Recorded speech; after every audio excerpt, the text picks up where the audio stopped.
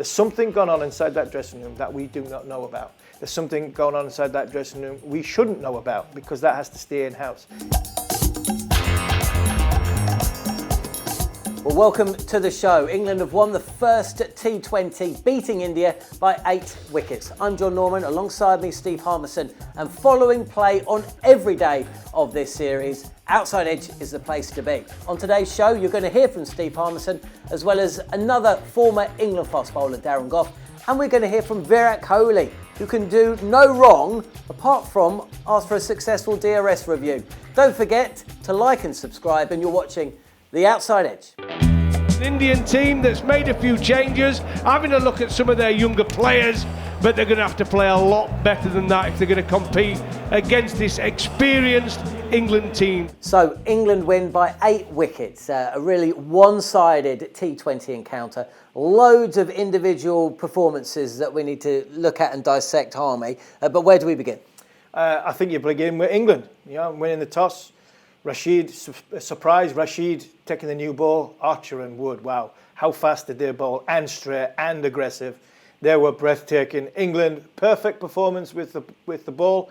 Ball went in the air, went straight to hand, caught, and then Jason Roy. All the noise about Alex Hales put to bed in that one innings. Fantastic start to the series for Jason Roy. OK, we'll do all of that, but first we've got to start with India. Oh, it's a swing and it's a shout for LB from Aksar.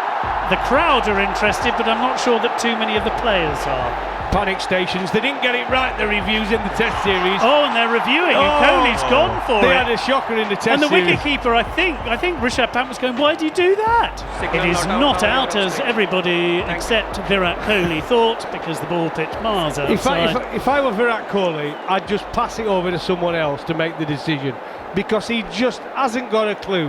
Well, it's a brave man who says that Virat Kohli doesn't have a clue. I'm not going there. But I tell you what, it's not for us to give India advice on how to become a better T20 team, but use of a review, especially in T20 cricket, with the World T20 to come, they've got to start getting it right. You know, who is talking to who's making the decision, because it did seem to me, and I might be wrong, that after Kohli called for the review, the wicketkeeper, who's got the best view in the house, Rishabh Pant, said, why have you reviewed that? Yeah, it did look, and I'm with Goughy. I am going to nail Virat Kohli for this, because it's one of the only things you can nail him for. He's a wonderful batsman, fantastic fielder, entertainment, box office in everything he does. I am the biggest Virat Kohli fan.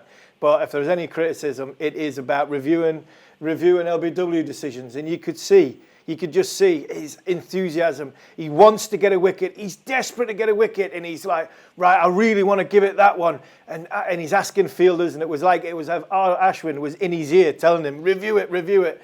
And then all of a sudden, when he did give it like that, Rishi Pant has gone, what are you doing? What are you doing? And you could see by the captain's reaction, he knew it was wrong. From everybody else, I think Goughy hit commentator nail on the head. It just didn't look out, and it didn't cost them, I don't think, anything other than just a little bit of, it's just a little another negative to add to the list of what was happening on the Indian cricket team. It's true. Even if the decision had been upheld in favour of India, probably wouldn't have won the game. The game was lost early on in the piece. Let's hear from the Indian captain.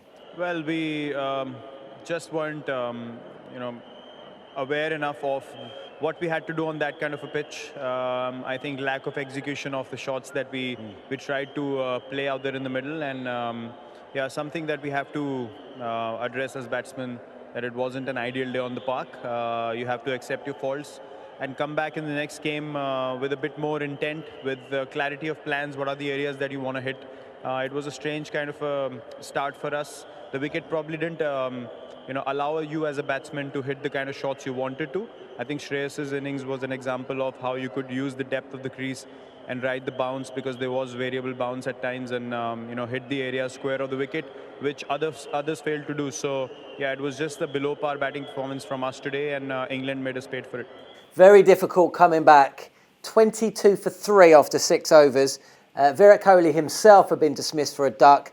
And England all over India. They never really let go, did they? No, they didn't. I thought, like we said at the top, England were magnificent. Everything they seemed to go. Morgan changed the bowler got the wicket. Ball went in the air, went straight to a fielder. Everything was going in England's favour, and I think that happens with momentum. But from an Indian batting point of view, it just looked, and I have a little bit of sympathy for them, that first 4 or 5 overs. It looked as though the ball just sat in the surface a little bit with a brand new ball. Kohli himself got one to bounce off Archer. Great ball, fantastic ball, right in his face. Wood came on and backed it up and bowled quickly. But then I think the dew factor came on, the ball skidded on. It was just an all-round poor day for the Indian cricket team. Some brilliant batting, though, from Shreyas Iyer. You know, a lot of attention on Rishabh Pant. The two have played similar amount of T20s. But Shreyas Iyer has actually got a higher strike rate, comes in at around 130. He today showed that you didn't have to reverse paddle scoop it over your head. You could play on the ground, soft hands, great wrists. He scored some absolutely exquisite shots today. Top scored across both innings, 67. And he showed an adaptability, didn't he? That maybe the others didn't show today. Yeah, definitely. And the thing I've liked about young Iyer is that he is young. He has got the enthusiasm, but he's also got a calm head on a young shoulders, because last year, throughout that IPL, I remember doing the IPL show with Macca, and we constantly talk about how well Delhi Daredevils played, but how well they were led by a very, very good captain. And this is a young man with some big players in that team. Like Shikhar Dhawan, you had Marcus Stoinis, you had Hetmeyer, you had Ashwin, and that showed me that in his batting there. Didn't bother about what was going around him. He knew his game plan, waiting for Hardik to come in to potentially set a concrete base foundation to go 15 overs, rebuild, and then go again. I thought he batted beautifully, and I think he justified his decision to pick him, because there was a lot of question marks. Who was going to bat in that spot? Was it Kumar Yadav, or for Suresh Iyer? They went with Iyer because he played well in Australia, and I think the Indian cricket team will be one of the only ticks in the positive box was that selection. You mentioned captaincy. We've got to talk about England and their captain, Owen Morgan. But first, let's just have a reminder about how the day went from bad to worse for the India captain. The leg spinner is in. Kohli's given himself some room, but he's hit it straight to mid-off. And Chris Jordan takes the catch. And Virat Kohli can't believe it. Virat Kohli goes for a duck. And Kohli features in today's stat attack as well, because did you know, if you had that duck today with the one that he got in the 4th test in Ahmedabad, that's the first time in over 400 appearances for India that he's gone back-to-back. What odds on him going 3? We'll have to wait and see. We do have to talk about England, though. It was superb, wasn't it? From Ali Rashid getting thrown the ball for the first over. The first time he's ever bowled the first over in an international T20. First time Sam Curran has ever been thrown the ball as late as the 9th over, by the way. Player of the match, Jofra Archer. A wicket maiden in the 2nd over. And really, England showed not just their versatility in attack, or variety, I should say, but the captain, Owen Morgan, showed his ability to spring a surprise or two. Yeah, a surprise or two. I think the surprise or two was right at the very start of the day. When you looked at it yesterday, and 2 days before, a day before in his press conference, talked so positively about Moeen Ali, and then doesn't play him because he's read the conditions, because he's played a lot of 2020 cricket in India. He's read the conditions and thinking, I actually need another seamer on this as opposed to a spin bowler. And that, going back the last 6 weeks, has sometimes been England's problem. So it goes right back to the start. He wins a toss, throws it to Adil Rashid, because possibly thinking, yes, turn the ball both ways, potentially get one of the openers out, left-hander involved in there. And this is probably the driest the ball's going to be, so let's make sure our leg spinner does get a good grip of the ball, and then his seamers took it away from there. It was breathtaking to watch, and like I mentioned before, pace is huge. When you've got pace and you put the frighteners, Virat Kohli got one bounce straight on the glove, whoa, bang, Jofra Archer, stares down the middle of the wicket. Jofra's looking at the pitch, looking at the Indian captain, the best player in the world at this minute in time. And you see him struggling. That sends a message to the dugout. The dugout's looking and going, wow, look at Virat Kohli playing. Look at how Virat Kohli's struggling on this surface against these quick bowlers. That, for me, sends a huge message to the dugout.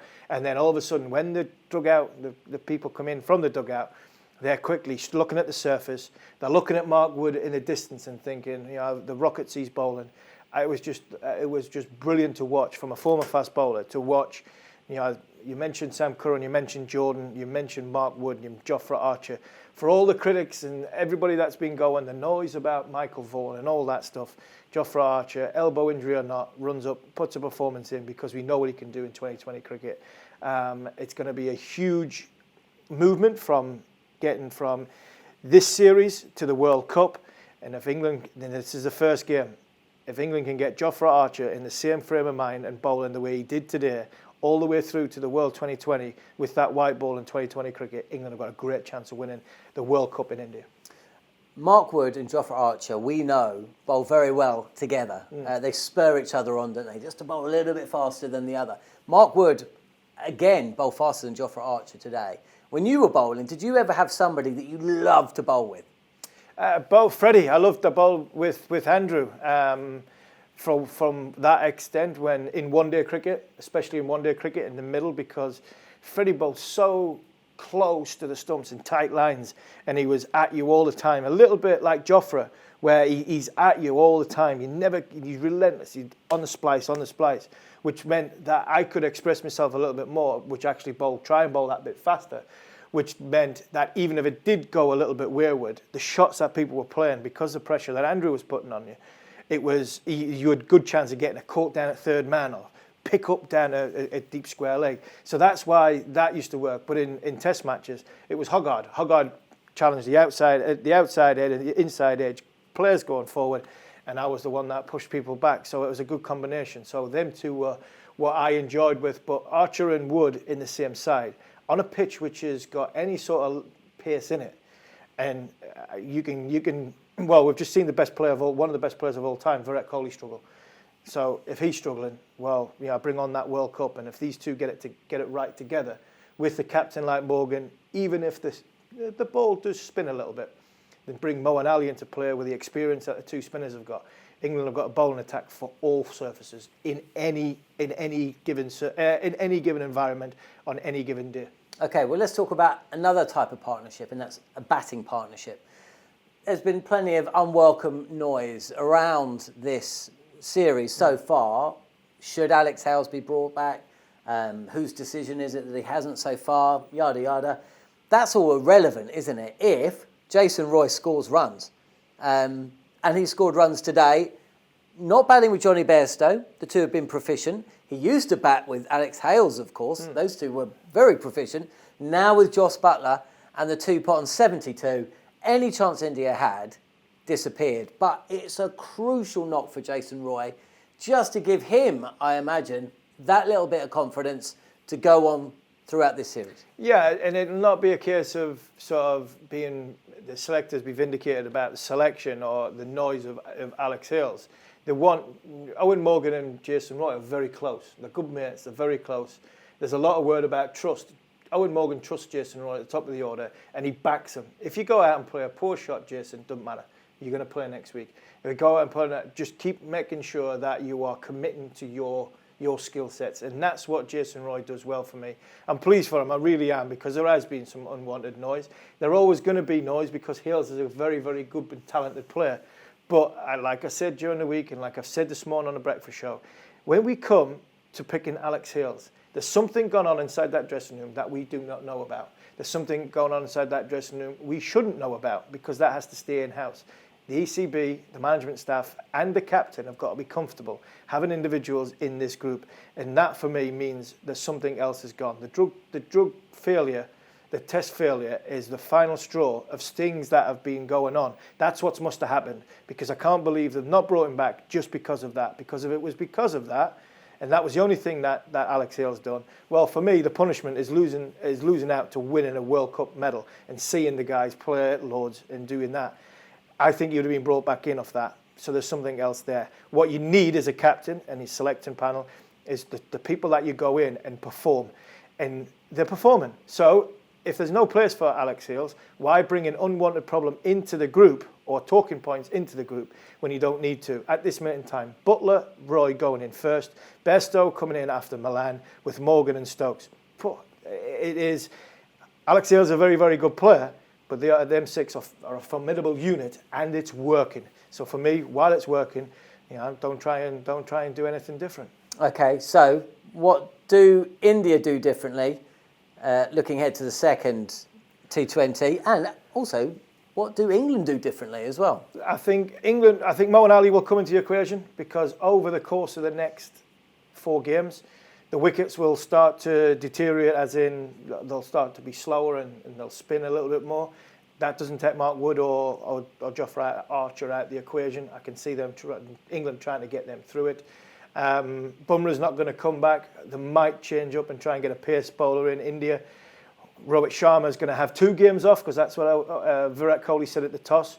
But whether that happens and he comes back in for the next game, it'll be interesting to see. Winning the toss seems to be the crucial thing. If you can win the toss in them first 4 or 5 overs, as the darkness does set and gets in full darkness and the lights get effect, there seems to be that 3 or 4 overs. If you do hit the pitch hard, there is something there for a seamer. So that could be the difference between winning and losing the game.